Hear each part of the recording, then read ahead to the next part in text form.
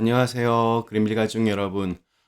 오늘 화요일 아침, 오늘도 이렇게 매일 한 말씀으로 오늘 하루를 시작하는 모든 분들에게 하나님의 말씀이라고 하는 거울 앞에 현재의 나의 모습을 잘 점검해 볼 수 있는 날이 되시기를 간절히 기원합니다. 자, 오늘 저희는 사무엘하 이제 드디어 마지막입니다. 사무엘하 24장 오늘 1절에서 4절의 말씀으로 함께 오늘 아침을 시작하도록 하겠습니다. 사무엘하 24장 1절에서 4절의 말씀. 여호와께서 다시 이스라엘을 향하여 진노하사 그들을 치시려고 다윗을 격동시키사 가서 이스라엘과 유다의 인구를 조사하라 하신지라. 이에 왕이 그 곁에 있는 군사령관 요압에게 이르되 너는 이스라엘 모든 지파 가운데로 다니며 이제 단에서부터 부엘세바까지 인구를 조사하여 백성의 수를 내게 보고하라 하니 요압이 왕께 아뢰되 이 백성이 얼마든지 왕의 하나님 여호와께 100배나 더하게 하사 내 주 왕의 눈으로 보게 하시기를 원하나이다. 그런데 내 주 왕은 어찌하여 이런 일을 기뻐하시나이까 하되 왕의 명령이 요압과 군사 사령관들을 재촉한지라. 요압과 사령관들이 이스라엘 인구를 조사하려고 왕 앞에서 물러나. 아멘. 그동안 아침마다 함께 은혜를 나누었던 사무엘서의 마지막 장에 이르렀습니다. 자, 그런데 우리 사무엘서의 대미를 장식하는 마지막 24장의 이야기는 참 이상합니다. 제가 어떤 위대한 사람의 전기를 쓴다면 여러 우여곡절을 겪다가 마지막에는 훌륭했다, 이렇게 해피엔딩으로 끝을 낼 것 같습니다. 그런데 오늘부터 우리가 살펴볼 이 사무엘하 마지막 24장은 다윗 왕조의 영광스러움으로 끝나지 않습니다. 오히려 다윗의 실수와 어리석음이 드러나고 또 하나님의 진노가 임하는 사건으로 마무리가 됩니다. 왜 그렇습니까? 성경이 계속 강조하는 것이 그것입니다. 다윗이 위대하고 훌륭한 왕이며 또 굉장히 신실한 신앙인이지만 다윗을 우상화하지 말라는 겁니다. 그러니까 인간 다윗을 믿지 말고 다윗을 그렇게 세우신 하나님을 믿으라는 겁니다. 그래서 다윗의 한계를 계속해서 보여주고 있습니다. 24장 전체적인 주제가 그렇습니다. 그런데 디테일로 좀 들어가 보면 사실 이해가 잘 되지 않는 부분들도 있습니다. 1절 말씀이 이렇게 시작합니다. 여호와께서 다시 이스라엘을 향하여 진노하사 그들을 치시려고 다윗을 격동시키사 가서 이스라엘과 유다의 인구를 조사하라 하신지라. 하나님께서 왜 이스라엘을 향하여 진노하시게 되었는지, 그리고 다윗을 격동시키셨다라는 말씀도 마음에 걸립니다. 마치 하나님께서 다윗을 시험하시고자 이렇게 덫을 놓았다는 의미처럼 보이기 때문입니다. 게다가 인구조사가 그렇게도 큰 죄일까요? 오늘날 우리들도 몇 년에 한 번씩은 그 인구조사를 합니다. 그렇게 해서 어떤 통계를 만들고 이를 바탕으로 나라의 미래를 계획하고 수립하는데 아주 요긴하게 사용됩니다. 이런 것이라면 뭐가 문제인가 싶습니다. 우리 모세도 인구조사를 한 적이 있었습니다.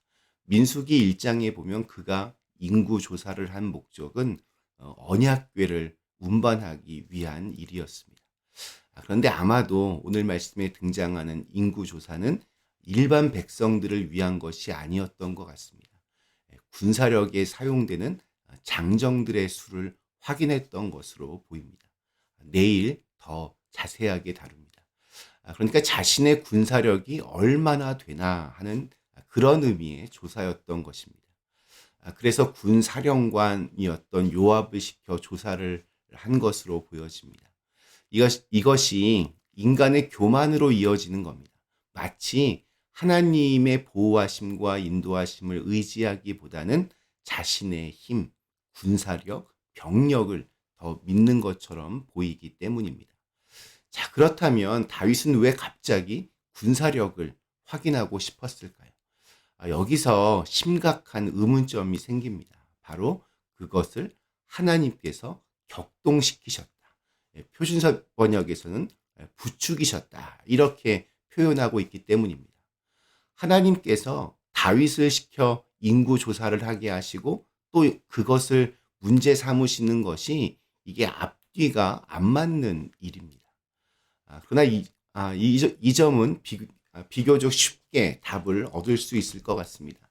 오늘 읽은 말씀과 똑같은 내용을 담고 있는 것이 역대상 21장입니다. 그런데 역대상 21장 1절의 말씀은 이렇게 시작합니다. 사탄이 일어나 이스라엘을 대적하고 다윗을 충동하여 이스라엘을 계수하게 하니라. 그러니까 여기서는 다윗을 부추긴 존재가 사탄이라고 나와 있습니다.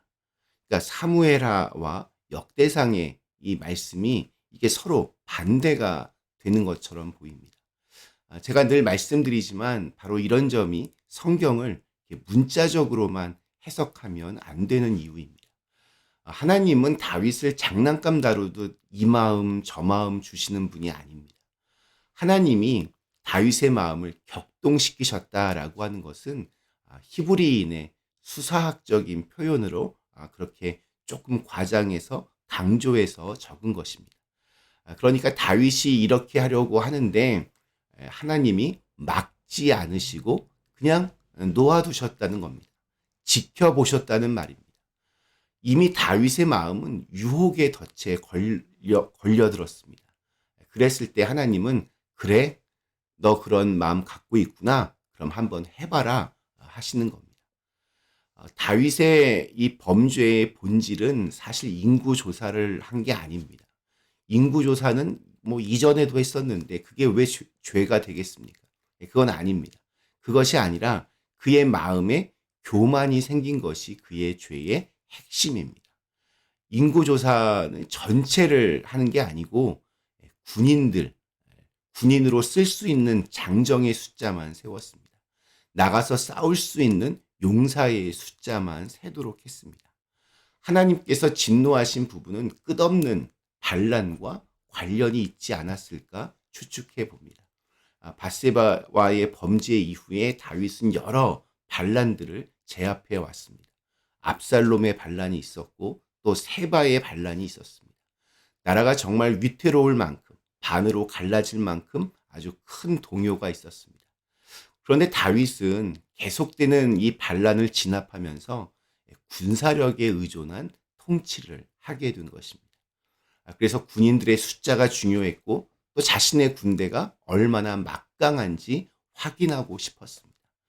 하나님보다 내 힘을 더 중요하게 생각하는 것, 그것이 바로 교만의 시작입니다. 오늘 우리에게 주신 하루, 버릴 것은 버리고 끊어낼 것은 끊어내면서 어제의 모자라고 부족했던 나와는 이별하셨으면 좋겠습니다. 그리고 그 시작은 내 안에 있는 교만함을 내려놓고 하나님께 기도하며 하루를 시작하는 것입니다. 잠시 함께 기도하시겠습니다.